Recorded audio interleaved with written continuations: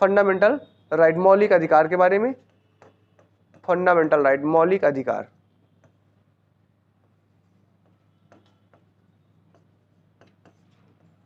ठीक है, fundamental right यानी कि FR। देखिए बहुत सारी चीजें हैं किसी भी डेमोक्रेसी यानी कि लोकतंत्र में, डेमोक्रेसी में आपको सरवाइव करने के लिए कुछ बेसिक अधिकार तो आपको मिलने ही चाहिए। जैसे आप पैदा होते हैं तो पैदा होते हैं आपको कोई ये नहीं कह सकता, जीवन जीने का अधिकार तो आपके साथ रहेगा ना। जो ह्यूमन राइट है, ह्यूमन राइट अलग है, फंडामेंटल राइट अलग है। तो ह्यूमन राइट में बहुत सारी चीजें आपकी आती हैं कि किसी व्यक्ति कोई अपराधी भी है उसके बावजूद भी उसके साथ ऐसा शोषण नहीं करना चाहिए कि उसके मानव जीवन जीने का अधिकार उसके पास है, वो भी एक ह्यूमन है, सिविल बीइंग है। लेकिन उन सब के बाद जब कॉन्स्टिट्यूशन बन रहा था तो ये तय किया गया कि कॉन्स्टिट्यूशन यानी कि डेमोक्रेसी का बेसिक मतलब ये होगा लोगों के लिए रूल करना, यानी कि लोगों का शासन, रूल क्या करना, लोगों का शासन। और लोगों का शासन अगर होगा, रूल ऑफ द पीपल, इसका बेसिक मतलब ये है कि यार कम से कम उनके पास कुछ तो राइट होने चाहिए कि जो गवर्नमेंट आएगी, कोई भी गवर्नमेंट आए, कोई रिस्ट्रिक्शंस आपकी नहीं लगाई जाएंगी। बेसिक इतने फंडामेंटल राइट तो हर आपके डेमोक्रेसी में, लोकतंत्र में रहने वाले लोगों के पास होने चाहिए। इसी को आधार बताते हुए उन्होंने क्या कहा सर, फंडामेंटल राइट की कॉन्सेप्ट को निकाला उन्होंने। मौलिक यानी मौलिक का मतलब क्या होता है, जो बहुत बेसिक होता है। तो फंडामेंटल राइट कैसे राइट है, बेसिक राइट है जो सर्वाइव करने के लिए जरूरी है सोसाइटी में, तो बेसिक राइट होते हैं बेसिकली। अब इन बेसिक राइट में बहुत सारे राइट दिए गए हमारे कॉन्स्टिट्यूशन में। तो पहले हम देख लेते हैं 2-3 चीज़ों के बारे में फटाफट जो फैक्चुअल है, फिर समझने वाला भी पोर्शन लेके चलेंगे। बहुत ब्रॉड है, इसमें आप डेप्थ में चले जाएंगे तो डेप्थ में बहुत अंदर तक जा सकते हैं। एक एक आर्टिकल में आप इंटर करेंगे तो आप चाहें तो घंटों दे सकते हैं, लेकिन हम उतना ही देखेंगे, डिस्कशन करेंगे जितना हमारे लिए नीड होगी। तो फंडामेंटल राइट के बारे में अगर हम बात करते हैं, सबसे पहली कंडीशन तो हमको ये पता है कि फंडामेंटल राइट जो है इसका जो सोर्स है क्या है। तो फंडामेंटल राइट का यानी कि स्रोत क्या है हमारा, सोर्स। तो हम कह सकते हैं कि जो स्रोत है हमारा वो हमने लिया कहाँ से, फंडामेंटल राइट अमेरिका से लिया हुआ है, यानी कि USA से लिया हुआ है, अमेरिका। भारतीय संविधान यानी कि इंडियन कॉन्स्टिट्यूशन में फंडामेंटल राइट के बारे में कहाँ पर बताया गया है, तो बताया गया है पार्ट 3 में, यानी कि भाग में, किस भाग में इंटर किया गया। फैक्ट है सारे, क्वेश्चन बनते हैं, यानी किस पार्ट में इसके बारे में लिखा गया है। तो ये भी हम जानते हैं कि हमारे पार्ट जो है पार्ट 3 यानी कि भाग 3 में इसके बारे में वर्णन दिया गया है।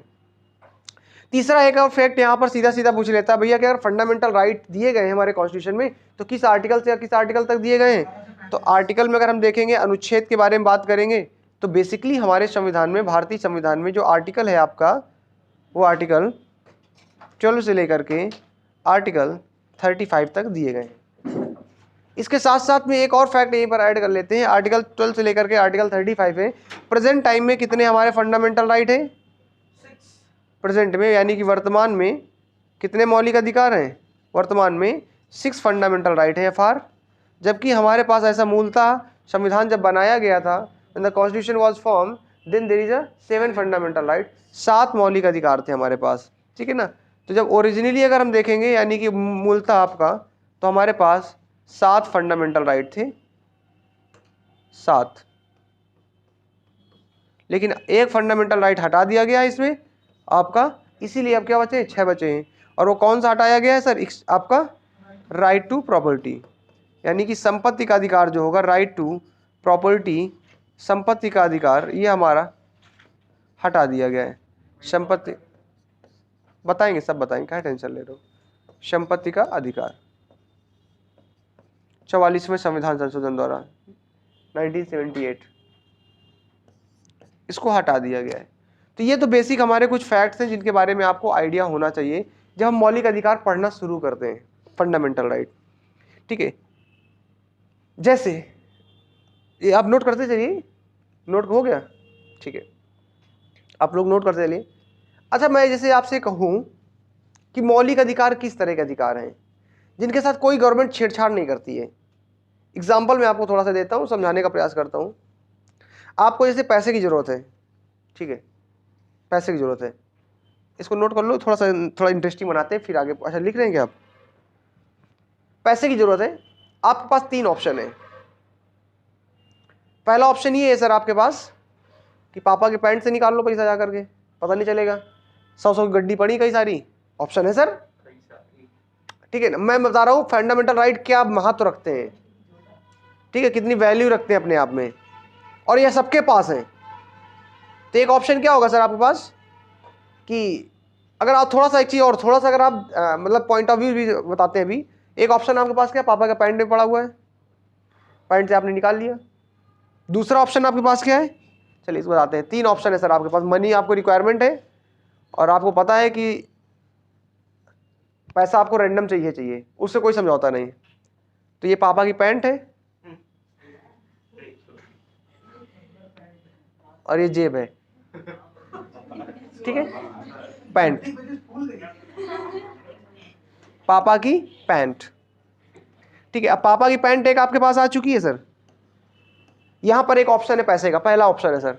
सेकंड ऑप्शन है कि मम्मी की अलमारी में भी आपको पता पैसा रखे मम्मी ने दबा के, तो मम्मी की अलमारी भी बना देते हैं सर। ये मतलब ये आपकी मम्मी की अलमारी हो गई सर, और ये पकड़ के कुंडा वो निकालने वाला, क्या अलमारी है सर, ये मम्मी की अलमारी है, ठीक है। कितनी वैल्यू रखते हैं मौलिक अधिकार, ये आपको यहां से समझना होगा चीजों को। और तीसरा एक ऑप्शन और है आपके पास, लेकिन कुछ लोग तीसरे को भागेंगे, लेकिन ऐसा होता नहीं है, सच्चाई यही है।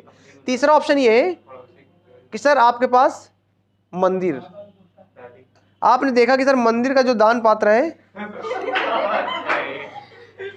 मंदिर के दान पात्र में पैसे पड़े हैं और ताला खुला हुआ है दान पात्र का, ठीक है। ये मंदिर बना दिया सर, प्यारा सा मंदिर हमारा, ठीक है। किसी भी गवर्नमेंट की हिम्मत क्यों नहीं है फंडामेंटल राइट को छेड़छाड़ करने की, उसकी वैल्यू बता रहे हैं कितनी पावरफुल अपने आप में रखते हैं। क्योंकि देश की संविधान बनाया किसने, लोगों ने बनाया।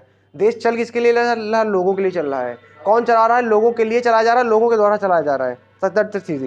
अब आपको मनी रिक्वायरमेंट है, और मनी रिक्वायरमेंट किस लिए लेके जा रहे हैं सर, आपको चीटिंग करना है सर, और चीटिंग के लिए आपने सेटिंग बना ली है कि 100 रुपये अगर आप दे देंगे तो आपको सामने वाला पेपर दे देगा। एग्जाम्पल ले रहे हैं, जरूरी नहीं है आपका, आप घुमाने जाना चाहते हैं, आपके पास पॉकेट मनी नहीं है, तो आप उसके लिए भी आप ले सकते हैं 100 रुपये। एक ऑप्शन है आपके पास पैंट से निकाल लें, अलमारी की मम्मी से निकाल सकते हैं, और यहाँ भी निकाल लेंगे तो जल्दी पता नहीं चलेगा, और यहाँ भी निकाल लेंगे जल्दी पता नहीं चलेगा। एक ऑप्शन क्लियर कर दिख रहा है, रास्ते से मंदिर में आप दान पात्र की पेटी रखी है और कोई वहाँ पर सिक्योरिटी गार्ड नहीं है, यहाँ पर भी आपको पता पैसा पड़ा है मंदिर में। आप तीनों में से किसकी प्रायोरिटी देंगे छूने की, ईमानदारी से बताइएगा, ऐसा कहने के लिए नहीं, प्रायोरिटी किसको देंगे। अब लेट आए सर, हमने सिचुएशन दे दी पहले ही।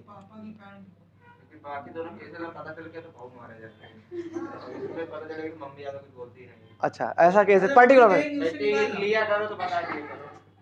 मुद्दा ये है। अब आते हैं पॉइंट में, जरा समझते हैं क्या कहने का मतलब था मेरा। ये तो श्योर है कि आप इन दोनों से प्रायोरिटी दोगे, तीसरे को नहीं छूना चाहोगे।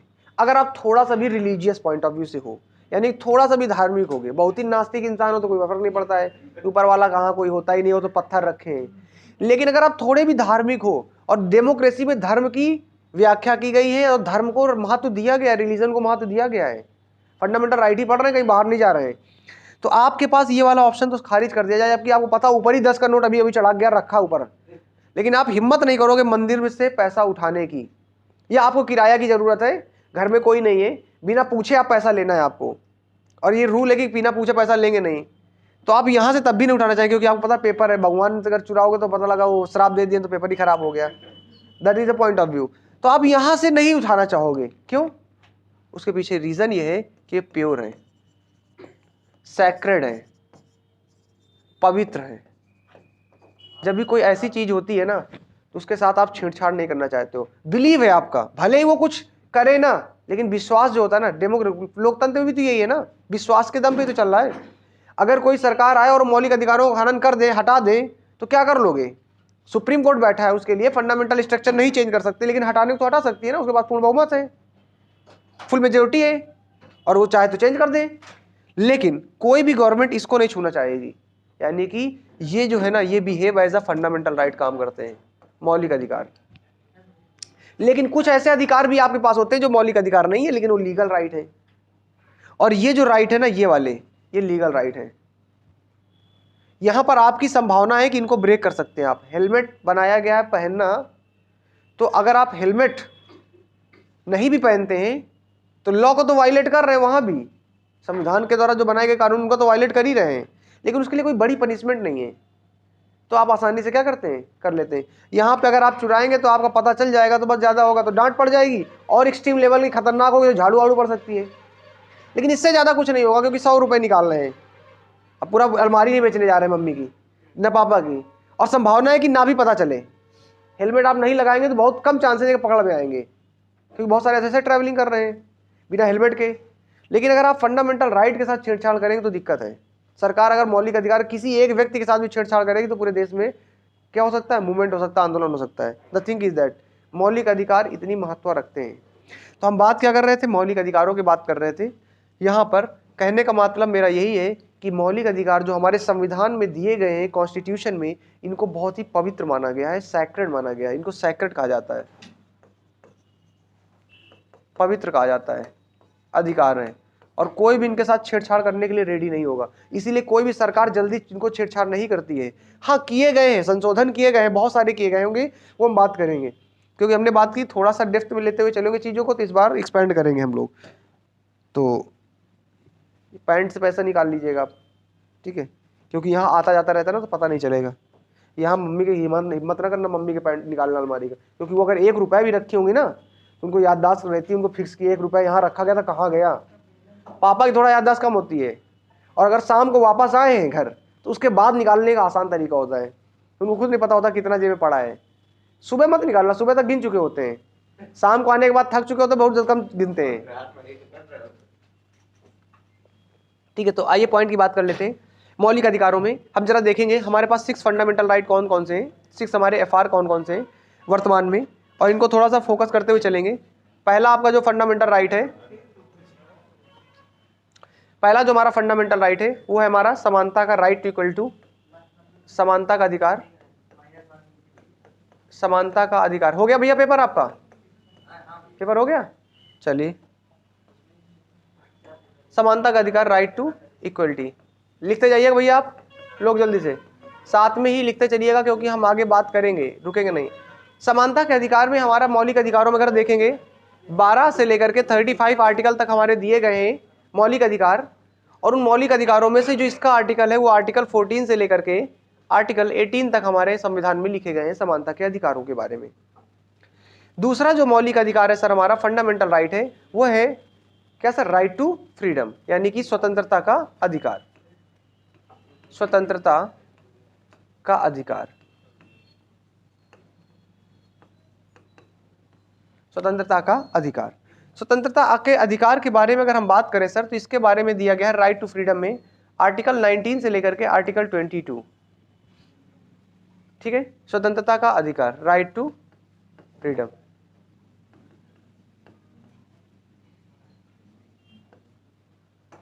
Right to freedom. थर्ड जो दिया गया है सर हमारा अधिकार, वो है आपका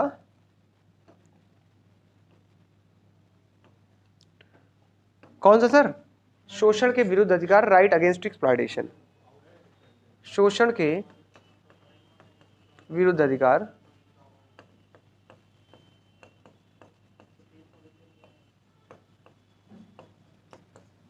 अधिकार, that is called right against exploitation, right against to exploitation. इस बार आपको अलग ही फंडामेंटल राइट पढ़ेंगे, मजेदार तरीके से पढ़ेंगे, क्योंकि थोड़ा सा इस बार हमने बोल दिया कि डेप्थ में लेके चलेंगे तो मजा आने वाला है। आर्टिकल 23 से लेकर के आर्टिकल 24 तक। इसके बाद आइए सर आर्टिकल 4, सही, चौथा हमारा जो मौलिक अधिकार है वो कौन सा है सर, धार्मिक स्वतंत्रता का अधिकार है, ठीक है, धार्मिक स्वतंत्रता का अधिकार, ठीक है, इसको भी लिख लीजिएगा, धार्मिक स्वतंत्रता का अधिकार। धार्मिक स्वतंत्रता का जो अधिकार है सर आपका, ये है आपका कौन सा sir, right to religious freedom, article right to, रटा होना चाहिए सर, कॉपी में नहीं लिखा होना चाहिए, आपके दिमाग में होना चाहिए sir, religious freedom, right to religious freedom.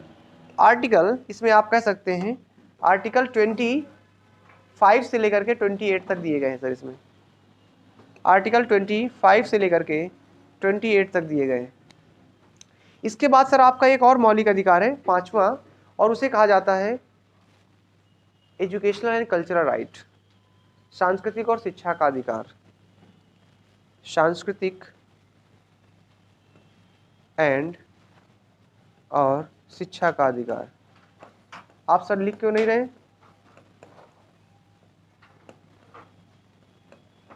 चीजें बैठ के सुनने से कभी नहीं आती हैं।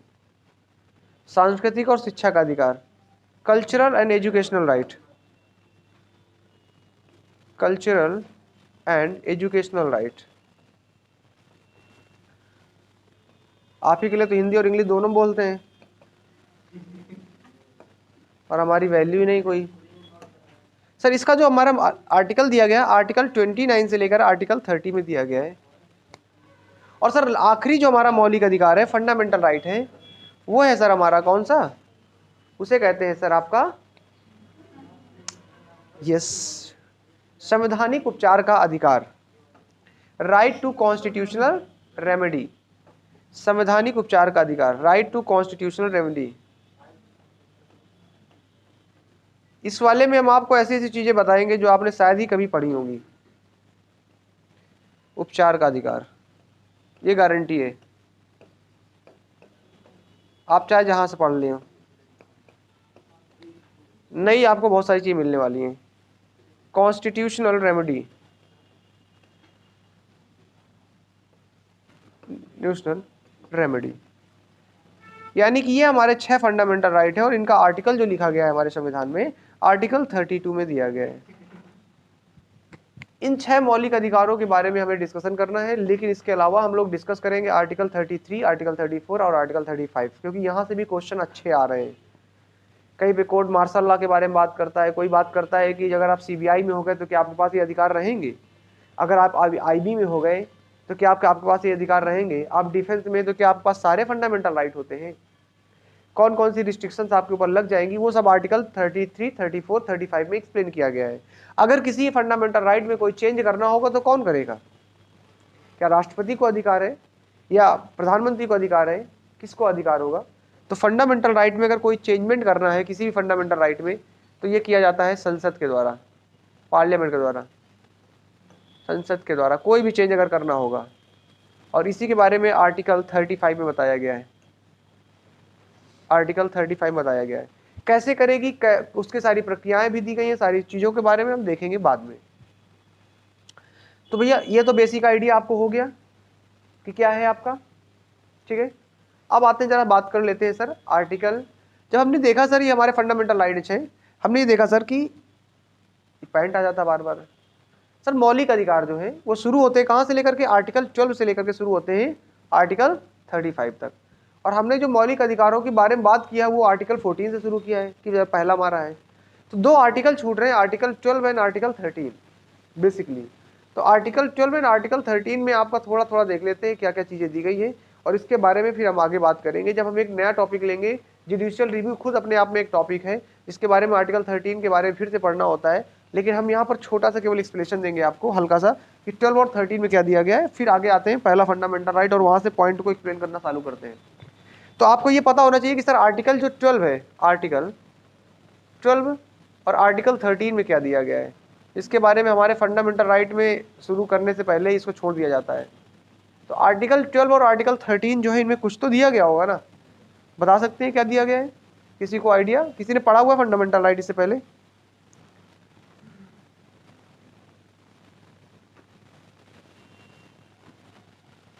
हाँ जी, किसी ने पढ़ा हुआ है इससे पहले? बताइए सर, किसी ने भी पढ़ा? हाँ बताइए सर, कोई आइडिया है आर्टिकल 12 और आर्टिकल 13 में क्या दिया गया है? जब यहाँ पर बार बार आपका, जब हम फंडामेंटल राइट करेंगे, बात करेंगे, तो एक वर्ड आएगा, वर्ड ये आता है कि राज्य किसी के साथ भेदभाव नहीं कर सकता। State can not be discriminate on the basis of, कुछ आप कैसे होंगे, प्रावधान होंगे, ठीक है। तो राज्य भेदभाव नहीं करेगा, तो राज्य का क्या मतलब है? क्या सरकार होता है? या राज्य का मतलब ये क्या, जो स्टेट होते हैं उत्तर प्रदेश, मध्य प्रदेश, ये आपकी बात कर रहा है। तो यहाँ पर पहला तो ये एक्सप्लेन किया गया है आर्टिकल 12 के अंतर्गत, सबको जब हम पढ़ेंगे तो राज्य राज्य जो वर्ड आएगा तो लोगों को कंफ्यूजन नहीं होना चाहिए। तो यहाँ पर आर्टिकल 12 में क्या दिया गया है? डिफिनीशन ऑफ स्टेट, राज्य की परिभाषा बताई गई है। ध्यान रखिएगा, क्वेश्चन आ चुका है ये, राज्य की परिभाषा बताई गई है यहाँ पर। और यही आर्टिकल 36 भी कहता है, सेम टू सेम। जब नीति निषेध तथ्य पढ़ेंगे तो वहां भी आर्टिकल 36 से 51 तक जाता है, और आर्टिकल 36 में यही बताया गया राज्य की परिभाषा, डिफिनीशन ऑफ स्टेट। तो लिख लीजिएगा इसको, राज्य की परिभाषा।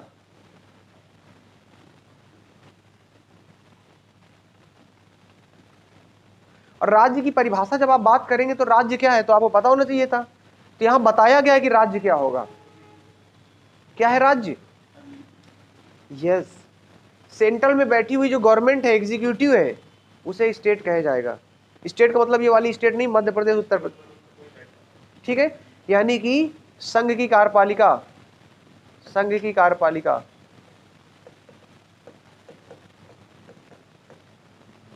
इसको राज्य कहा गया है।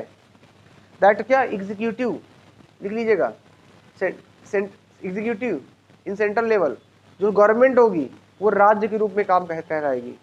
इसी प्रकार राज्य की कार्यपालिका, राज्य की कार्यपालिका। अब पहले शब्द में इसीलिए हमने कहा था स्टार्टिंग के दो जो हमारे लेक्चर थे, वहाँ कार्यपालिका क्या होता है, एग्जीक्यूटिव क्या होता है, लेजिस्लेटिव क्या होता है, जुडिशरी क्या होता है, सब एक्सप्लेन किया था। इसका मतलब यही था कि आपको बार बार यहाँ समझाना न पड़े क्या होता है। जब हम कहेंगे स्टेट एग्जीक्यूटिव, इसका मतलब आपको आइडिया चल जाना चाहिए, राज्य की कार्यपालिका, इसको बोलेंगे स्टेट एग्जीक्यूटिव, राज्य कार्यपालिका। ये भी राज्य है। इवन कि नगर निगम भी राज्य की तरह कार्य करता है। नगर निगम,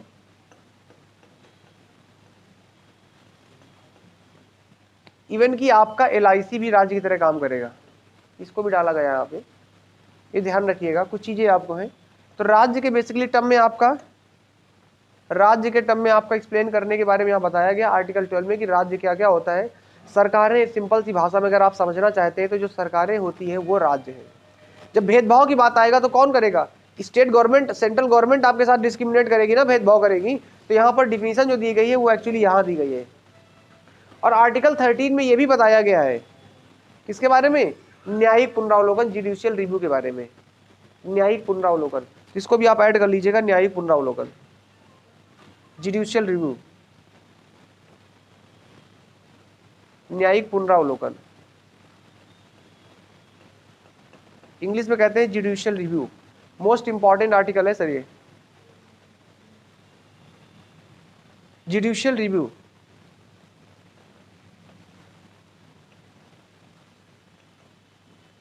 जुडिशियल रिव्यू, इसका क्या मतलब होता है? इसके बारे में अगर हम देखेंगे तो दो फैक्ट लिख लेते हैं। पहली कंडीशन तो ये हमारा लिया गया है USA से, अमेरिका से लिया गया, सोर्स हमारा क्या है? अमेरिका से। जुडिशियल रिव्यू को हमने अमेरिका से लिया गया है।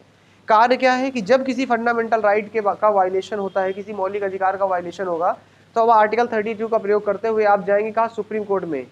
क्या करने जा रहे हैं? जुडिशियल रिव्यू के लिए तो जा रहे हैं ना सर। सर देखिए सर, ये इन्होंने गलत किया हमारे साथ। तो द थिंग इज दैट, न्यायिक पुनरावलोकन पर विचार करने के लिए, जो निर्णय आया है उस पर पुनः विचार करने की भी बात आप कर सकते हैं। किसी कोर्ट ने आपको दिया, उस पर पुनः विचार करिए आप। So that is condition of this one. ये न्यायिक पुनरावलोकन है, अपने आप में ब्रॉड शब्द है, बहुत बड़ा। इसके बारे में अभी हम नहीं देखेंगे। मैंने बोला ना जुडिशियल रिव्यू एक टॉपिक है छोटा सा, तो लगभग 15-20 मिनट का होता है, इस पर हम डिस्कस करेंगे बाद में। ये दो आर्टिकल जो है पर्टिकुलर टॉक करते हैं, आपके बताते हैं आपका फंडामेंटल राइट शुरू होने से पहले, क्योंकि आपका आगे दिया जाएगा फंडामेंटल राइट, मौलिक अधिकारों के बारे में। तो वहाँ हो सकता है संभावनाएं ऐसी है कि सर किसी प्रकार से उल्लंघन कर दे कोई, तो उनके लिए क्या प्रावधान होगा और कौन उल्लंघन करेगा, इन सब के बारे में बताया गया है। साथ ही साथ आपको 2-3 चीजें और समझ के रखना है यहाँ पर, जब हम ये बात ही कर रहे हैं साथ में, तो आप एक चीज और देख लीजिएगा कि जो मौलिक अधिकार है क्या किसी इंडियन को मिले, केवल भारतीय को मिले, विदेशी नागरिकों को भी दिए जाते हैं?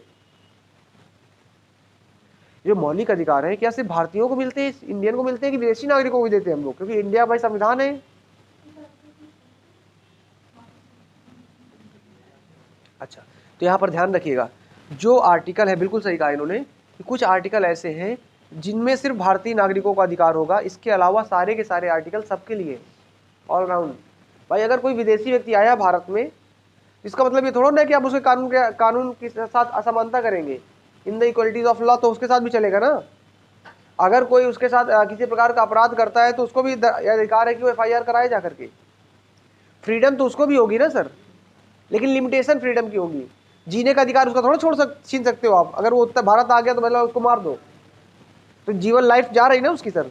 इन सबको ध्यान में रखते हुए सर संविधान बनाने वालों ने इसमें सोचा जो केवल ओनली सिटीजन को मिलते हैं, जो केवल भारतीय नागरिकों को मिलेंगे, वो वाले आर्टिकल आप लिख लीजिएगा। इसके अलावा जो भी आर्टिकल बचेगा वो सारे के सारे सबको होंगे। तो जो ओनली सिटीजन होते हैं वो आपके कौन से हैं? आर्टिकल आपको दिए गए हैं 15, 16, आर्टिकल 19, आर्टिकल 29 एंड आर्टिकल 30। ये ऐसे आर्टिकल्स हैं जो सिर्फ और सिर्फ इंडियन सिटीजन को दिए जाते हैं। इसके अलावा जितने भी आर्टिकल बचे हुए होंगे सारे नागरिकों को मिलेंगे आपको। ये आपको सिर्फ इंडियन सिटीजन को है। ठीक है, इसको भी नोट कर लीजिए आप। अभी मौलिक अधिकार शुरू करेंगे, पहले बेसिक जितनी भी चीजें उनको थोड़ा समझना जरूरी है। एक चीज और मैं आपको बता देता हूं कि आर्टिकल 13 जो है वो जुडिशियल रिव्यू की बात करता है, लेकिन अगर आर्टिकल 13 नहीं लिखा गया है ऑप्शन में और बात करता है कि किस अनुच्छेद के अंतर्गत जुडिशियल रिव्यू दिया गया भारतीय संविधान में, इसका मतलब ये होता है न्यायिक पुनरावलोकन। अगर आर्टिकल 13 नहीं लिखा है then we will use the article 32। Basic मतलब तो यही है ना, आर्टिकल 32 का प्रयोग करते हुए आप सुप्रीम कोर्ट जा रहे हैं, जुडिशियल रिव्यू के लिए जा रहे हैं ना, न्यायिक पुनरावलोकन सर। तो आर्टिकल 32 भी यही बात करता है सर। और अगर ये भी आर्टिकल नहीं दिया गया है कॉन्स्टिट्यूशन में तो याद रखिएगा आर्टिकल 226 जो है यानी कि 226 जो है, जो हमारे फंडामेंटल राइट का वायलेशन होने पर आपको ये अधिकार देता है कि सब आर्टिकल 226 का प्रयोग करते हुए आप हाई कोर्ट जा सकते हैं। कहाँ पे जा सकते हैं? हाई कोर्ट जा सकते हैं। और इसका प्रयोग करते हुए आप सुप्रीम कोर्ट जा सकते हैं। फंडामेंटल राइट के मामले में हाई कोर्ट को ज़्यादा अधिकार है जुडिशियल रिव्यू में। सुप्रीम कोर्ट में तो ये मौलिक अधिकार ही बना दिया गया, यानी कि आर्टिकल 32 का प्रयोग करते हुए अगर आप जाएंगे सुप्रीम कोर्ट में अपने मौलिक अधिकार, फॉर एग्जांपल तुम्हारे साथ किसी ने असमानता कर दी, जो तुम्हें कंटाम मार दिया तुमको, अब कंटाम मारने का मतलब क्या है? कौन से मौलिक अधिकार वायलेशन हुआ? आर्टिकल 32 जीवन जीने का अधिकार वायलेशन हो रहा है सर। क्यों? क्योंकि जीवन जीने के अधिकार के अंतर्गत राइट टू रेपुटेशन भी आता है, और राइट टू रेपुटेशन पब्लिक को तुमको किसी ने तमाचा मार दिया, रेपुटेशन चली गई। हो सकता तुम किसी कंपनी के सीईओ हो, मीटिंग चल रही है, आया सामने गेट खोला, किसी व्यक्ति ने गाली दे दी, निकल लिया। तुम्हारी उस एक गाली के चक्कर में मीटिंग करे, यार कैसा लोगों से इसका पंगा रहता है। जब नॉर्मल लोग इसको गाली दे चले आते हैं तो इसकी कोई वैल्यू नहीं, मीटिंग कैंसिल हो गई, करोड़ों की डील फेल हो गई। तो पहुंच गए सुप्रीम कोर्ट आर्टिकल 32 का प्रयोग करते हुए कि सर हमारे इसने जीवन जीने का अधिकार छीन लिया सर, इसने राइट टू रेपुटेशन पे इसने क्वेश्चन उठाया है।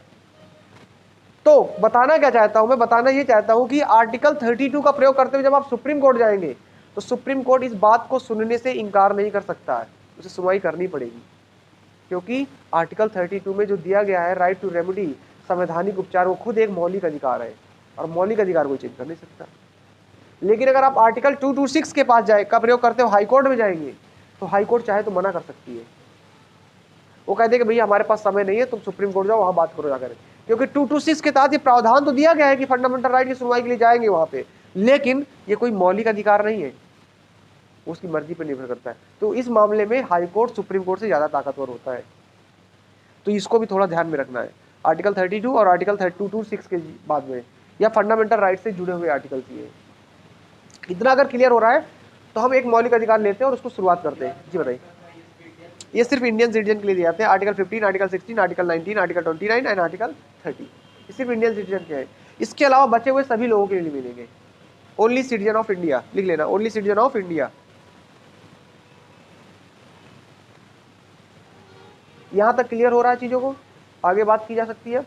चलिए, क्योंकि पहला हमारा जो अधिकार है वो अपने आप में इतना ब्रॉड है, क्योंकि वहां से संभावना है क्वेश्चन आने की संभावना है क्वेश्चन। तो देखते हैं इसको। कोल्ड काफी ज्यादा है, इसके लिए कोई उपचार करना पड़ेगा। जी, पहला हमारा अधिकार कौन सा? समानता का अधिकार है। ठीक है बेटा, समानता लाई जाए, समानता लाई जाए। चलिए आर्टिकल डाल लीजिए। पहला मौलिक अधिकार जो हमारा समानता का अधिकार,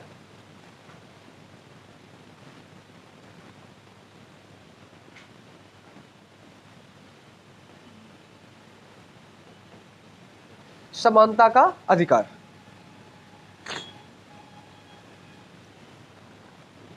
राइट टू इक्वलिटी, आर्टिकल कहां से कहां तक है?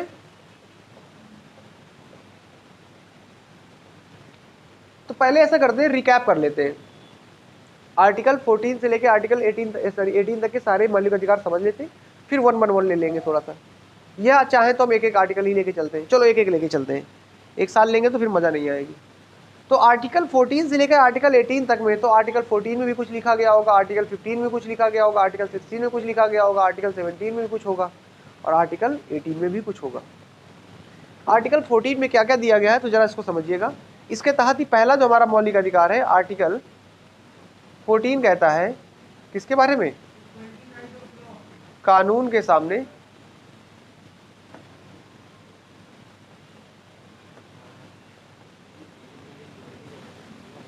समानता का अधिकार। ये ध्यान रखिएगा, पहला हमारा पॉइंट ये कहता है, आर्टिकल 14 कहता है right to equality in the eyes of law.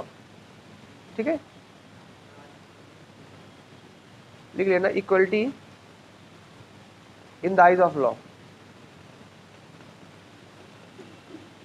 Eyes of law, ये आर्टिकल 14 कहता है सर।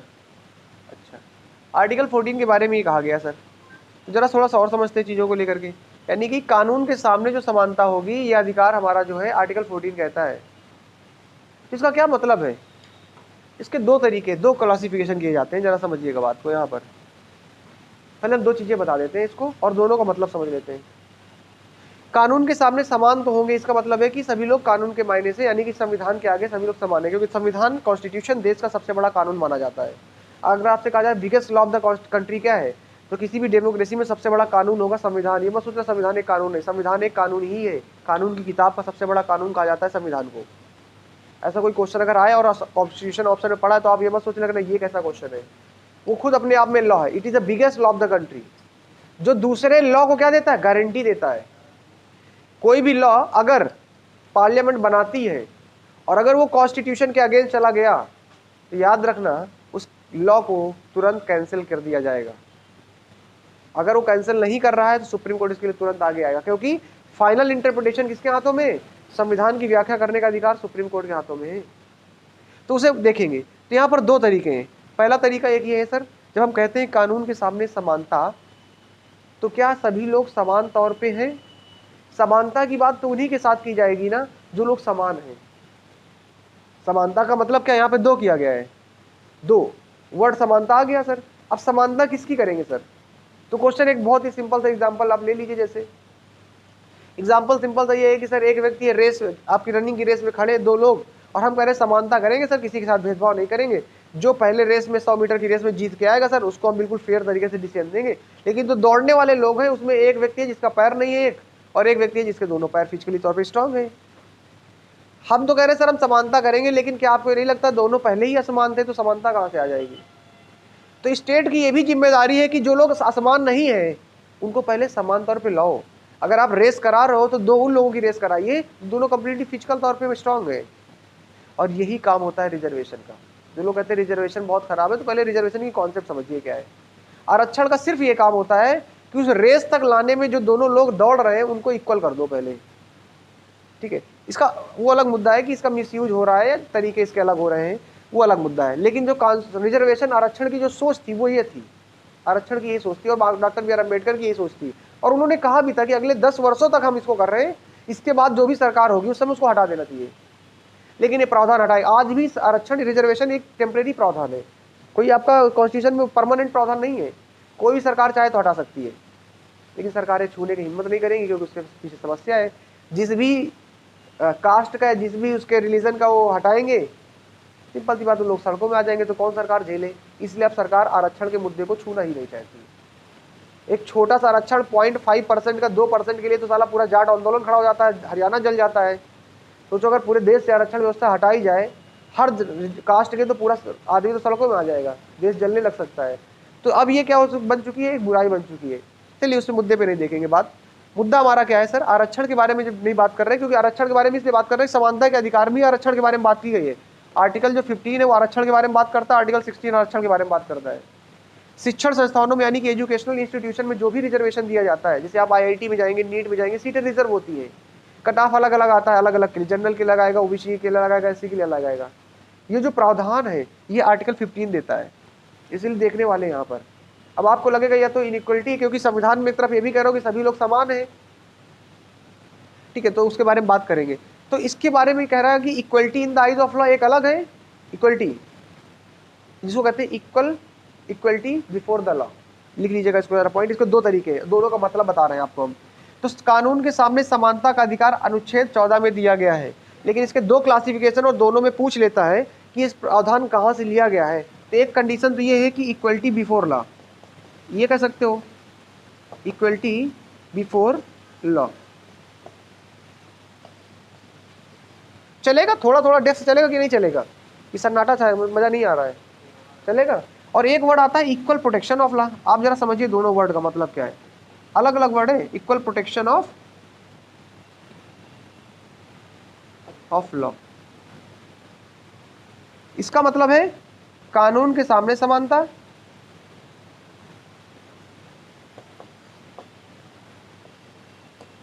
सामने समानता। और ये क्या कहता है? Equal protection of law. इसका मतलब हिंदी क्या बोलोगे? प्रोटेक्शन का समान संरक्षण, कानून का समान संरक्षण। समानता के अधिकार का यह भी उद्देश्य है कि सब लोगों को समान संरक्षण भी दिया जाए। अगर एक व्यक्ति है जिसके पास इकोनॉमिक तौर पे कोई भी चीज पैसा नहीं है केस लड़ने के लिए, तो कहा जाता है तुमको सरकारी वकील देंगे हम, लेकिन तुमको भी न्याय मिलेगा। कानून की समानता ऐसा सबके लिए, तो प्रोटेक्शन भी करेगा। तो कानून के का समान संरक्षण, समान संरक्षण, कानून का समान संरक्षण, कानून के समान समानता में पहले हम देख लेते हैं हमारे जो क्वेश्चन बनने वाले हैं। ये क्वेश्चन पूछा जा चुका है। ये जो प्रावधान है इक्वलिटी बिफोर लॉ, ये हमने लिया है ब्रिटेन से। सोर्स हमारा क्या है? सोर्स है हमारा ब्रिटेन, लिख लीजिए, ब्रिटेन से लिया है सर हमने। एक ही आर्टिकल के अंदर हमने दो चीजें ली और दोनों को अलग अलग जगहों से लिया है। इक्वल प्रोटेक्शन ऑफ लॉ के बारे में हमने जो सोर्स सिलेक्ट किया है वो सोर्स हमारा है आपका, जो कि अमेरिका से लिया हमने।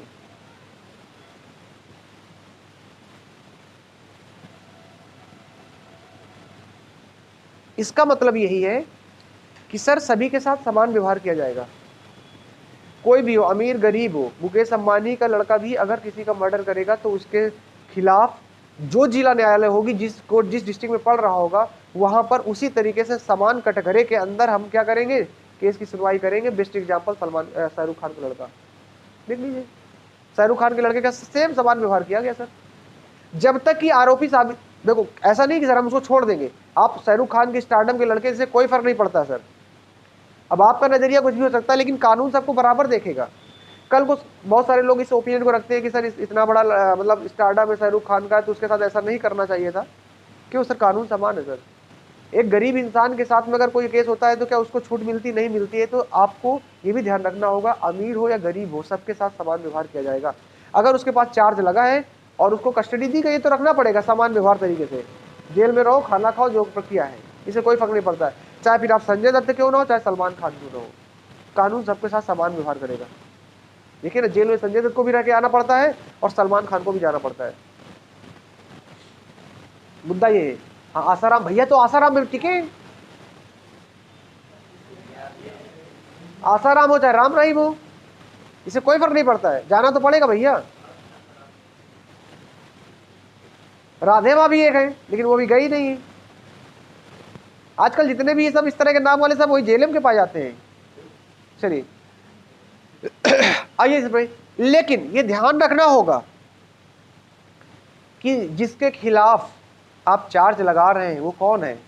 शाहरुख खान का लड़का था फॉर एग्जांपल, यहाँ तो कोई दो पार्टी नहीं है, यहाँ पे तो सरकार वो चल रहे हैं sir.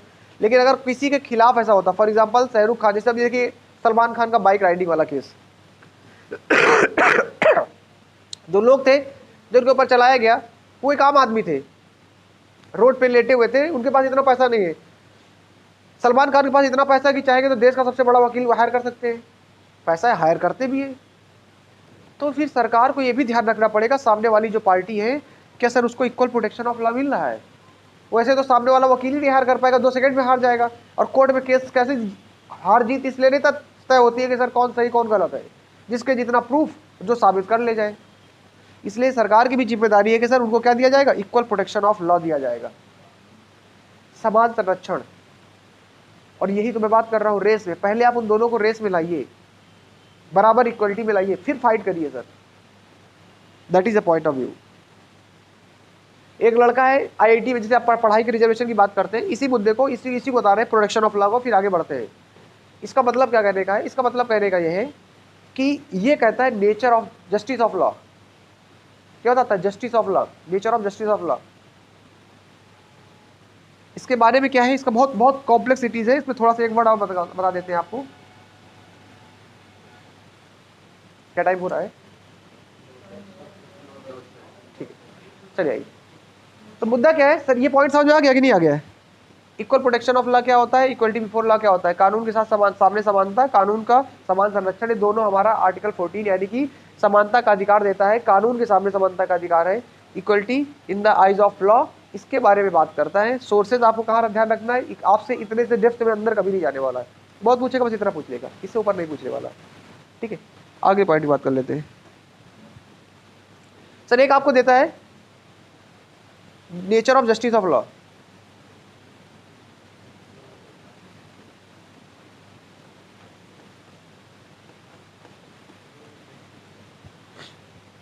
Nature of justice of law, इसका क्या मतलब है? ये से जुड़ा हुआ है समानता के अधिकार से, समानता के अधिकार से ही जुड़ा हुआ है। ठीक है, मुद्दा क्या है? Nature of justice of law का मतलब क्या है?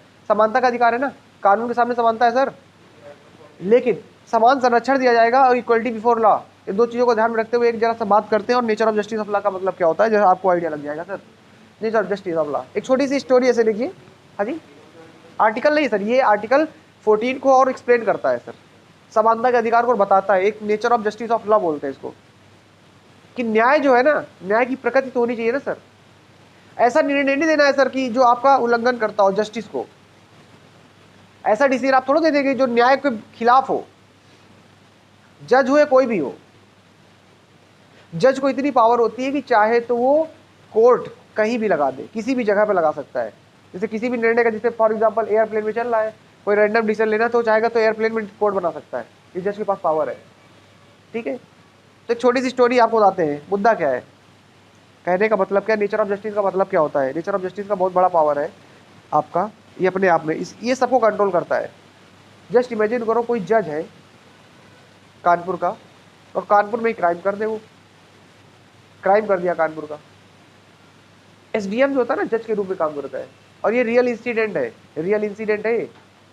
एक एसडीएम थी छत्तीसगढ़ की, लेडी एसडीएम थी, और नया नया एसडीएम आपका बना हुआ है लड़की। तो सर वो भी होता है, पावर भी होती है सर, उसके अंदर लगता है कि सर हाँ मतलब कि पावर होनी चाहिए सर। तो उस दिन वहाँ पे कोई आ रहा था, कोई मतलब बड़ा नेता आ रहा होगा, तो बड़ा नेता आया सर। तो जैसे रोड आपकी ये चल रही है आपकी रोड, तो इधर से आप जा रहे हैं सर, इधर से लोग आ रहे हैं सर, वो अगेंस्ट आ रही थी सर। किससे सर? क्योंकि सर इधर जाम लगा हुआ था, उसे सोचा इधर से सर क्रॉसिंग कर ले, रूल तो तोड़ रहे हैं सर आप, लेकिन एसडीएम की गाड़ी है, लोगों ने साफ करा दिया रास्ता सर। उसकी गाड़ी इधर आ रही सर, अब चला रहा सर, इधर से एक आम नागरिक जा रहा था सर, ठीक है, आम नागरिक, और उसकी गाड़ी टच कर गई, इससे टच कर गई। तो सर गाड़ी टच कर दी, एसडीएम की गाड़ी में टक्कर मार दिया, तो एक्सीडेंट कर दिया। एक तरह से देखा जाए तो कोई दिक्कत नहीं, एसडीएम को नाराजगी तो आएगी सर, पॉसिबल है सर, एसडीएम गाड़ी में टक्कर मार दिया तुमने, इतनी हिम्मत तुम्हारी।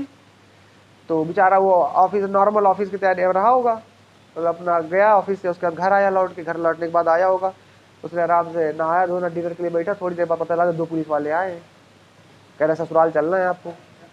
हाँ, जेल आपकी ससुराल होती है, खाना वही मिलेगा आपको। उसे पूछा किस आधार पर, उसने कहा वो चलो बताया जाएगा। अब वो चला गया, ससुराल में रात भर रहा, दूसरे दिन कोर्ट में पेशी। उसको क्या पता यार क्या उसका क्राइम कर दिया हमने, क्राइम बताया नहीं जा रहा था उसको। दूसरे दिन कोर्ट में पेशी, पता लगा मैडम साहब बैठी ऊपर, उसको ध्यान आया तो वही लेडी बैठी है जो टक्कर मारी थी, जिसने गाड़ी हमारे टक्कर उसने मारी थी, और नाराज वो हो रही है बेचारी। भाई गलती तो एसडीएम की नहीं, एसडीएम की है ना, तुम अपोजिट चल रहे हो लेन में, और इधर से आ रहे हो, टक्कर तो तुम मार रहे हो उसके।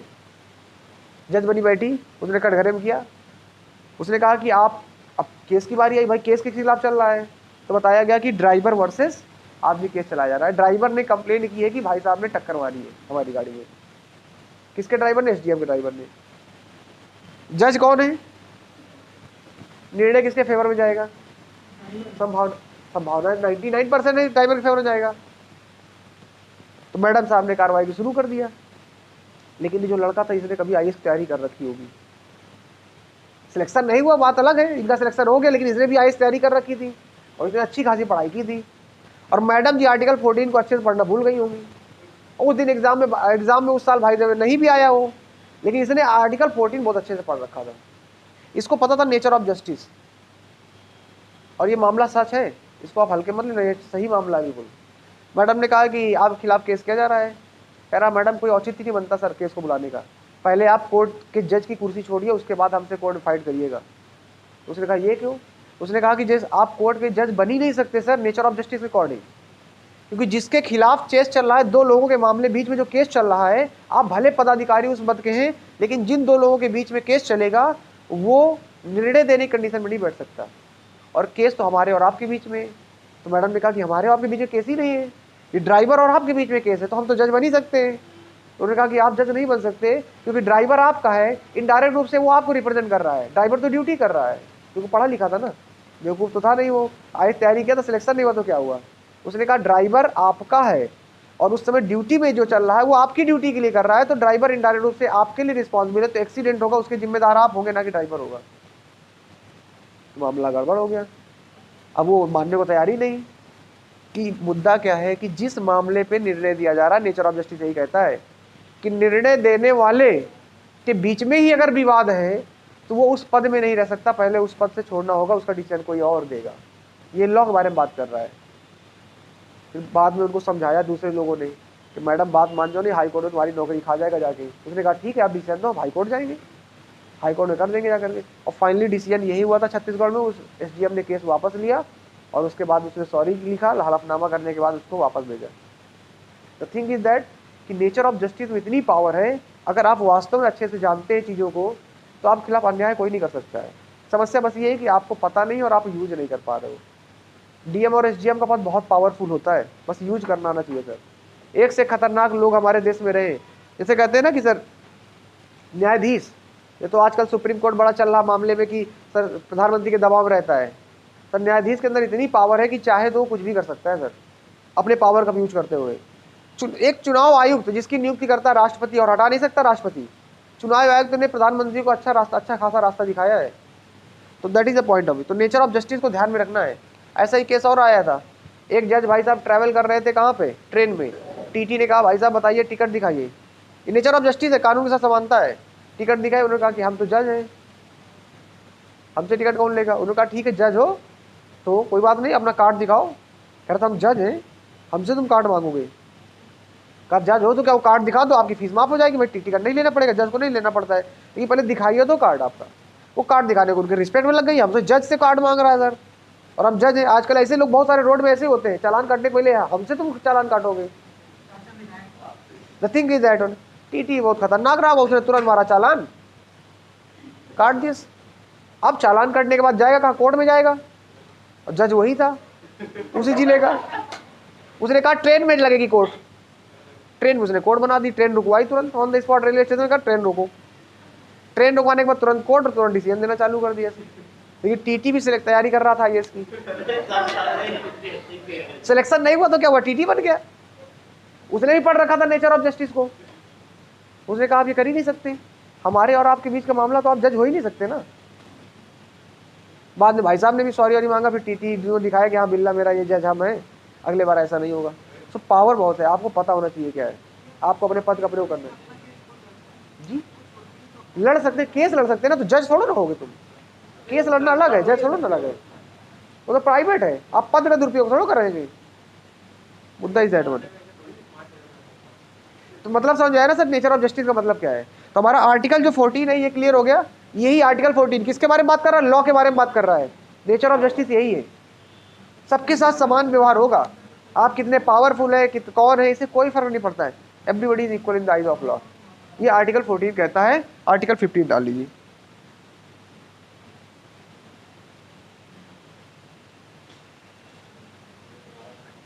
आर्टिकल 15 ठीक है, क्या टाइम हो रहा है सर, बस करते हैं, ज़्यादा हो जाएगा। ठीक है चलिए इतना रखेंगे। अरे आर्टिकल 15, हाँ आर्टिकल 14 हो गया सर। आर्टिकल 15 पे लगभग आधे घंटे की कहानी चलेगी पूरी।